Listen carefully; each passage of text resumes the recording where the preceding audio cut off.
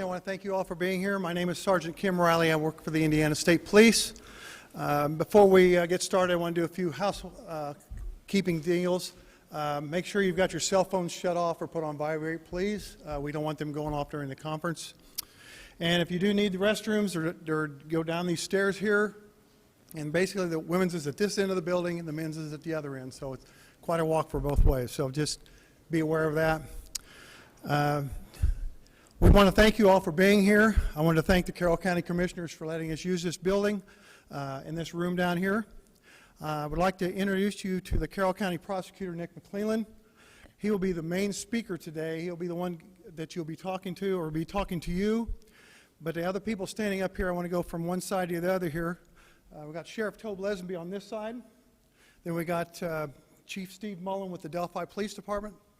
And we have Superintendent Carter from the Indiana State Police. And the FBI SAC, Danny Yamara, right there. Nick, would you like to come up? Sure.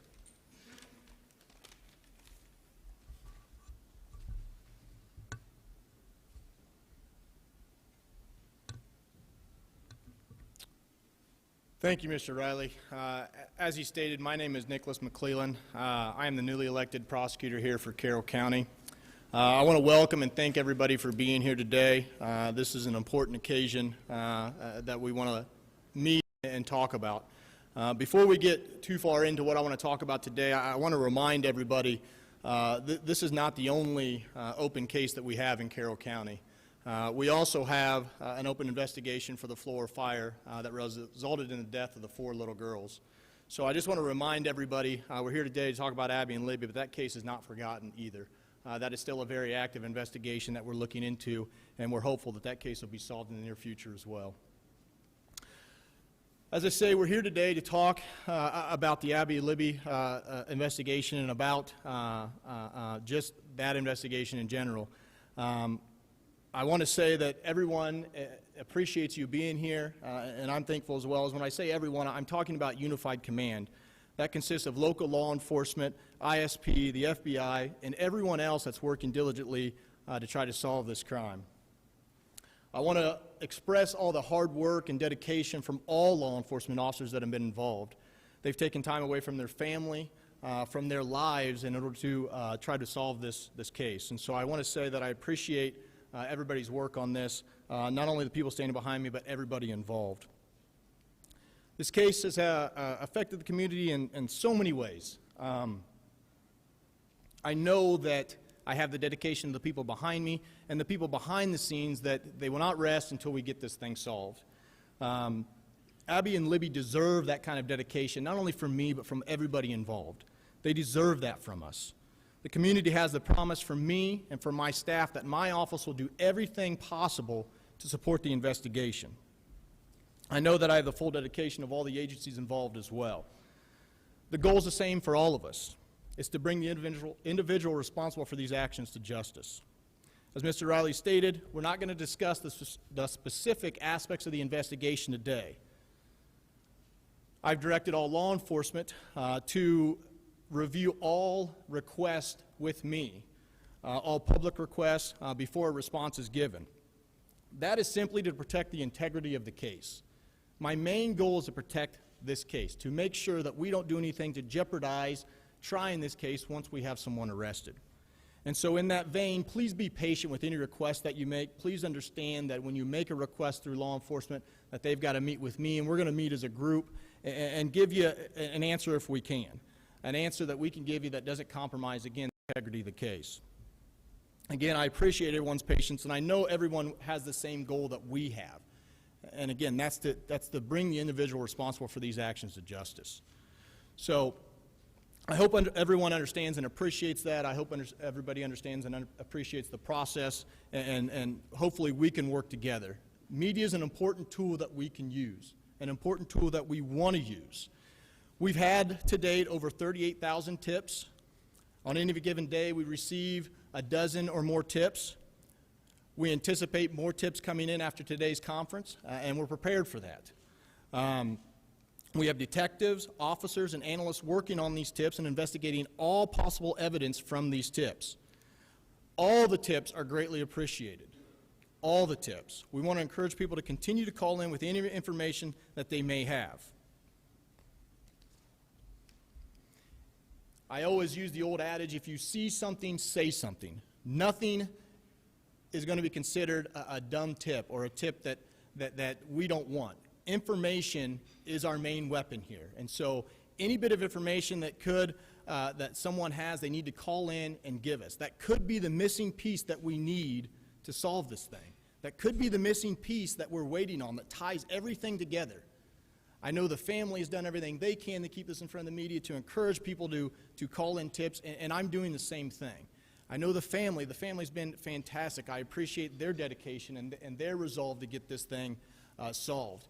But any little tip could be the piece that we need.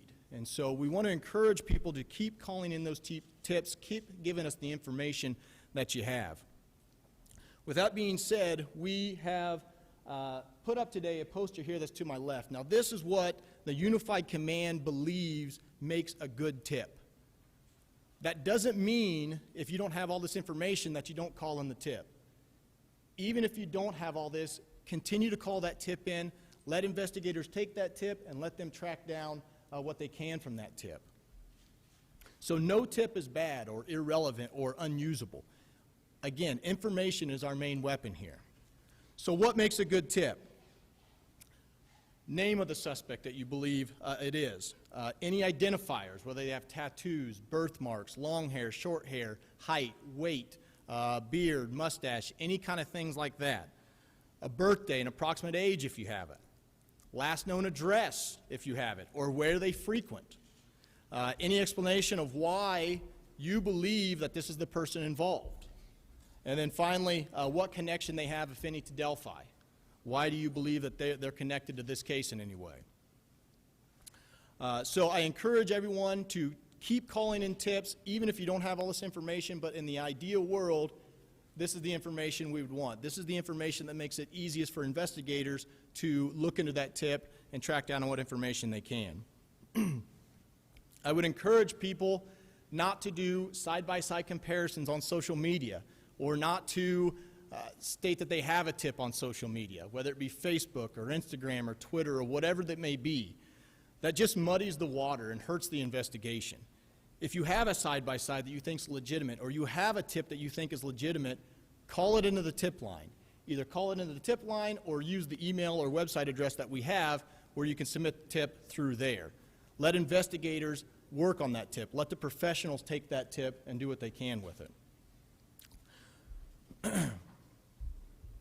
Again, the tip line is outlined in the poster here. It's also, the email is also outlined behind me, so make sure that everyone gets that. Once a person sends a tip over email, you will get an automatic response. Then if an investigator needs to follow up with you, they'll call you or email you back. Just understand you may not get a call back or an email back from an investigator right away. As I said, we expect more tips to come in now after this press conference, and that's the hope. The hope is that we can use media to get this out in front of people again. We want people to know this is not a cold case. This case is not closed. We are not done with this investigation. There are countless people working on this every day. So we want to get this out in front of people and want people to know we're still actively investigating all leads. We're still working on this case. I think about this case every day. I'm confident that we're going to get it solved, and I'm confident that I have a dedication of everybody standing behind me and everybody you don't see here today, that they're going to work and dedicate their lives to this until we get it solved. This is important. So I want to thank everybody for being here again. I appreciate it. There's just not enough I can say for all the work done by investigators and by the family. I don't want to end this without saying thank you to the families. Thank you for everything you've done. So with that, I'll turn it back over to Sergeant Riley, and he'll take it from there. Thank you. Thank you, Mr. Prosecutor. One thing we do want to push is we really would rather you use the email address instead of the phone lines. It's easier for us to get the information and to get that out to the investigators and let them go. So please, if you can, use the email address. That's what we prefer the most. We got a few minutes here for questions. If you've got a question, yes, Raphael.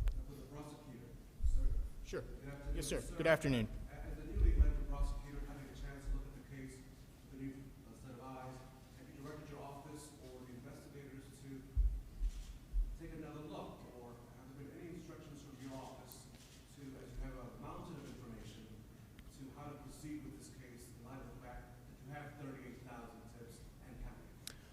Right, and so I don't know that that's my role to tell the investigators how to investigate the case. I want to be more of a support to them. If we have a resource in my office that you can use, I want to make that available to them. Having said that, I think investigators constantly relook at evidence every day. Is there something I miss? Is there something else I can do? So I think that's constantly going on, but in my opinion, it's not my place to give direction to the investigators on how to run the investigation. I just want to be a support for them with anything that I can do through my office. Is a reward a factor at this point, or is it expanded? Can you repeat the question? I apologize. Is the reward being offered, is that a factor at this point? Well, the reward is still there. To my knowledge, I don't know the exact amount, but I think it's around $225,000. So the reward is still there. So I think that is still there available. Out of 38,000 tips, how many of them meet those criteria? That I can't comment on. Can you give me a ballpark? No.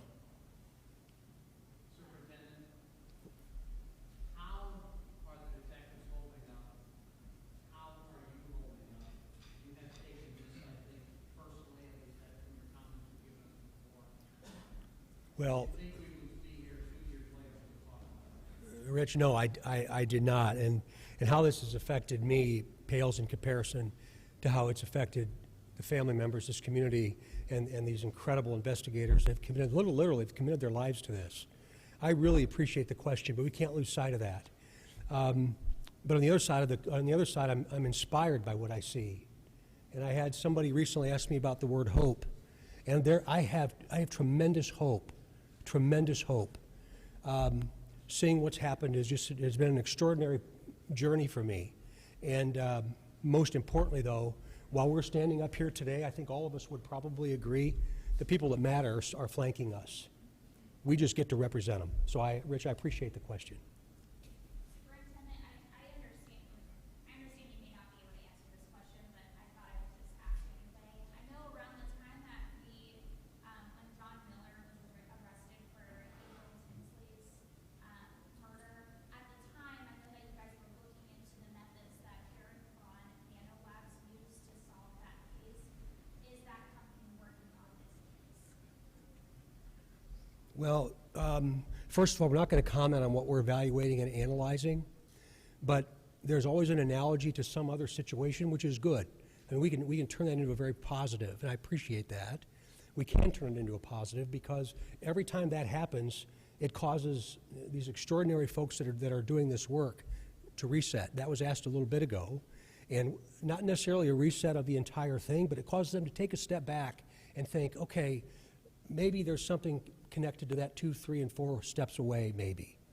So as technology continues to evolve, we certainly hope one day that we can show our complete hand to this. But today's not the day to do that. Superintendent, on the issue of hope that you mentioned, sir? Yes.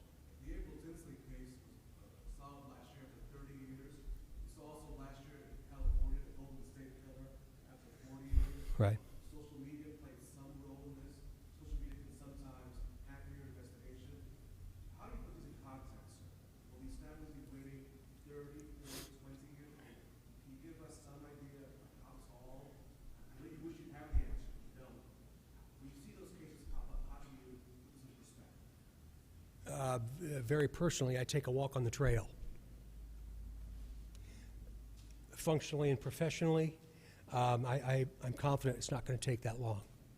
I think there are a lot of things happening in regards to the way in which we communicate, social media platforms, as human beings, in all that we do each and every day. Somebody knows who this murderer is. Somebody knows. So I really believe that it's not going to be another April Tinsley case. I can't imagine what her family endured for nearly 30 years. And I don't believe it's going to be that way here in Delphi, Indiana. How do you measure progress in this investigation? Say you're moving in the right direction, I think, or hearing. How do you measure progress, and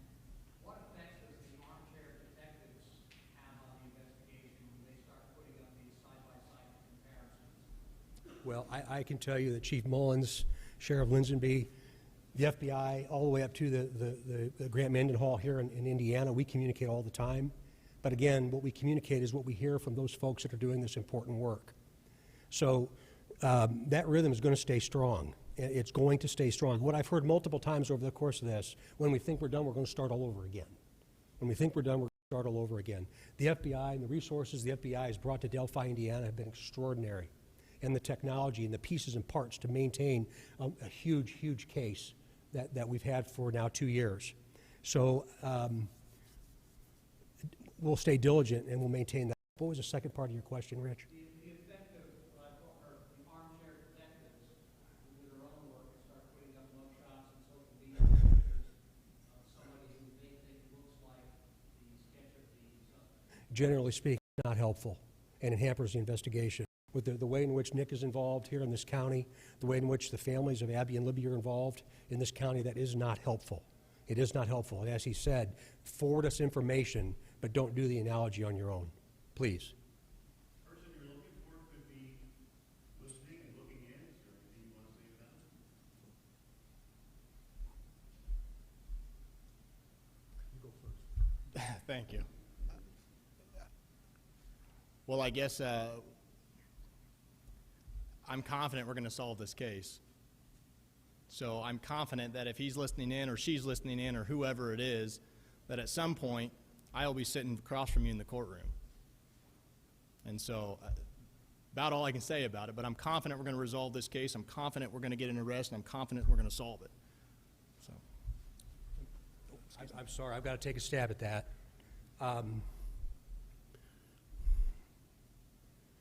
It's the first thing that my simple brain thinks of in the morning, and it's the last thing I think of at night, and I know I represent everybody else that's dressed like me today. If you're watching, we're coming. If you're watching, we are coming. This county of Carroll and all that has happened here and all of the sadness associated with this county is unacceptable in a civilized society. But the flip side of that is look what's happened in this community because of these tragic events. I mean, the unity and unification and what's actually coming of this and the positivity associated with human interaction is really something to watch. But if you're watching, as Nick said, I hope that I am able to stare him in the eye and ask him why. Because at the end of the day, the two behind me are the ones that matter the most, then the family, then this community. Superintendent, there's been a lot of information that has not been released. Cause of death, the exact time of death, DNA that was extracted. At any point you feel like you're going to answer those questions? At this point, we don't comment on anything about the investigation. We're here to focus on Abby and Libby and focus on that, look, this is not a closed case. And again, if someone has a tip for something, call it in. Let us investigate it. And again, this is what makes a good tip, the poster here behind Sergeant Riley. If you don't have all the information, it's okay. Still call in the tip. But I don't want to touch base or I don't want to talk about the specific aspects of the investigation at this time. Can you talk about why that's so important that you guys keep that information close to us? The main reason is for the integrity of the case, right? At some point, this case is going to go to trial or come to the courts, and we need to make sure that the integrity of the case is solid. And so that's the main reason. Two more questions. So, Mr. Prosecutor, just to be specific, my colleagues have asked, we know that there's video by a heroic young lady in Libby, Germany. Is there a reason why you don't release the video of this gentleman, the suspect, and make sure more of his gaze or more of what he's doing? Is there a reason why you're not doing that in an effort to attack the case? Can you just put that in its context? I know you can't talk about the evidence, but we know it exists, so can you at least address the evidence? Well, unfortunately, and the fear sound like a broken record, it kind of falls in the same category, and so I'm not going to comment on that at this time. Again, I want to focus on kind of the things that I talked about today and just let everybody know that the dedication to solve this thing is here. It's not only here in my office, but here behind me and everyone supporting this investigation. And so I don't want to comment on that. I want to focus on the fact that we've gotten tips, we keep getting tips, and we hope to continue to get them until we get this thing solved. So.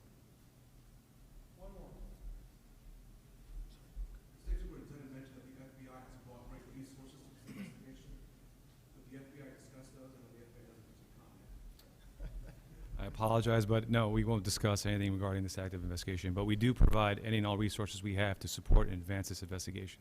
Sir, can you at least, I know you can't talk specifics, but can you use some global terms, what that looks like or what that means? Any resource that we are capable of, whether it be technological or investigative, we are applying it, and we do it every day. That's all I can tell you. I'm sorry. We want to thank you all for being here. We appreciate your time. Have a safe trip home.